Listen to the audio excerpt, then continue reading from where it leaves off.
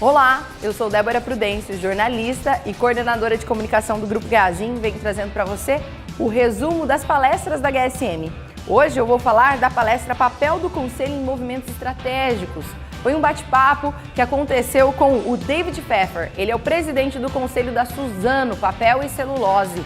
Isso é um desafio para as empresas. Às vezes o funcionário olha lá, né, o operacional, o tático, o estratégico, e às vezes se esquece que dentro de uma empresa tem aí o seu conselho, as empresas que são bem estruturadas, que procuram trazer segurança. O plano de sucessão de um presidente ele pode não terminar ali no papel executivo, ele pode se tornar conselheiro da empresa. É o que acontece aqui no Grupo Gazin. Os sócios da empresa, né, os irmãos Gazin, eles são os conselheiros e o nosso presidente do conselho é o seu Mário Gazin, que é o fundador da empresa, tendo aí Osmar Della Valentina como o seu presidente aí na área executiva. Mas trazendo para a realidade da Suzano, que também é muito parecida com a da Gazin, qual que é o papel aí do conselho dentro da operação? Qual é o papel do conselho na relação com a diretoria? E ele trouxe para a gente algo fundamental no conselho, um conselho também que seja profissionalizado, um conselho que as pessoas que façam parte daquele conselho tenham visão em longo prazo, mas também tenham mentalidade estratégica.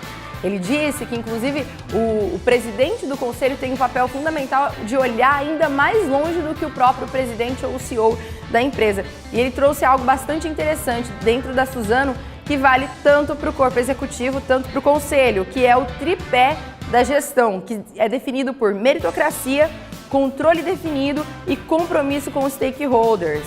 Ele disse que nos conselhos mais profissionalizados, os conselheiros passam de fiscalizador para serem empreendedores também. Isso é muito importante, porque às vezes quando a gente olha para o conselho das empresas, a gente acha que está só fiscalizando, né? Se está dando resultado, se não está, se está batendo meta. E não é bem isso. A ideia do conselho é justamente cooperar a expandir a visão do grupo, a visão do negócio. Então, por isso, precisa de uma mentalidade, esse conselho também precisa de uma mentalidade empreendedora. Ele diz que quando fala de controle definido, isso é o que ajuda as empresas em tempos de crise. Esse compromisso com as metas, com os resultados, e esses conselheiros estarem bem a par disso. Ele disse que quando o assunto é esse controle definido, o assunto é resultado mesmo. É acompanhar a evolução dos resultados, a crescente do negócio. Já quando fala nos stakeholders, esse compromisso com os stakeholders, tanto dentro da empresa quanto no conselho, o compromisso é cuidar das pessoas. Ele disse que além de se preocupar com preparar novos gestores para a empresa, é importante que a empresa se preocupe em preparar os novos conselheiros que vão estar aí compondo o corpo do conselho. Uma outra coisa bem interessante que ele falou, que existe uma palavra dentro da Suzano que é inovabilidade, a perspectiva sobre os acontecimentos atuais com visão para o futuro. Ele falou disso várias vezes. Ele disse que o conselho está consciente do que está acontecendo dentro da empresa e quando eu falo acontecendo, não são indicadores específicos, porque isso é papel do executivo, mas é justamente sobre as metas, sobre os resultados e as entregas, sobre como está a empresa hoje de uma forma macro, mas intuindo o que pode acontecer no futuro. Então, é papel do conselho também ter um espírito inovador. E dentro de um conselho profissionalizado, e ele deu como sugestão a própria Suzano, que esse trabalho que eles vêm fazendo, ele falou de 3 comitês bastante interessantes. Ele disse assim, temos o comitê de estratégia, que significa para onde vamos. Temos o comitê de pessoas, que é com quem vamos. E tem o comitê de sustentabilidade, que é como vamos. Então são 3 comitês que existem aí também para nortear o conselho da Suzano.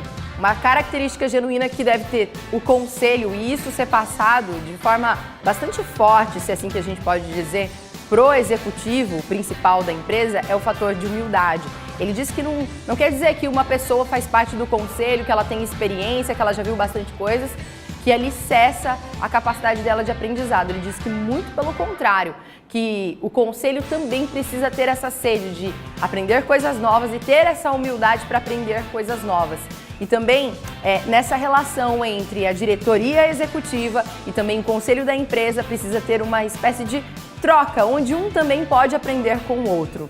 Ele também mencionou a importância do controle, mas não do controle à moda antiga, Não aquele controle que ele define como ter o chicote na mão. Ele disse que é o controle de você empoderar e acompanhar a evolução das pessoas. E quando ele fala dessas pessoas, ele está falando justamente no corpo diretivo, que possivelmente será parte do próximo conselho. E quando a gente lê alguns livros de gestão, a gente sabe que é comum quando um presidente, um CEO chega lá ao topo da empresa, ele se sente bastante solitário, porque ele tem que tomar bastante decisões. E é isso que interfere também o conselho, para que ele não tenha esse sentimento de estar sozinho nas tomadas de decisão, e inclusive impulsioná-lo a olhar mais longe, a encorajá-lo. Então é realmente quase que uma relação de mentoria. E o presidente do conselho, ele diz que a experiência particular dele é de trocas com outros conselhos, com outras empresas. Ele sempre procura ter experiências e conversas com outras empresas que também têm os seus conselhos.